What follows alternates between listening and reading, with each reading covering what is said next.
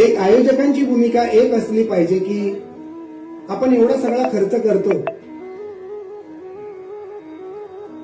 नाही म्हणता लाखभर रुपये प्रत्येकाच्या वाढीत पूजेसाठी खर्च होत असतो. आपण काय करतो याचा विचार आपण केला पाहिजे.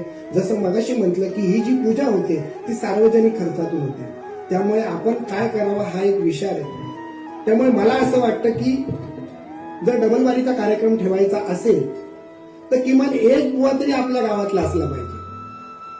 बाकीचं दरवेळेला तुम्ही बाहेरून आणाल ह्याला महत्व नाही. जर गावचा विकास व्हायला पाहिजे तर आमचा भजनी बुवा जेव्हा बाहेर भजन करतो तेव्हा आमच्या गावचं प्रतिनिधित्व करत असतो.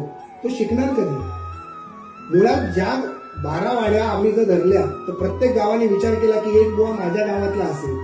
उद्या तो जेव्हा बाहेर जाईल तेव्हा आमच्या गावाचं नाव तो उज्ज्वल करणार. एक बुवा बाहेरून आणावा हा विषय नाहीये, पण एक बुवा किमान आपला असला पाहिजे.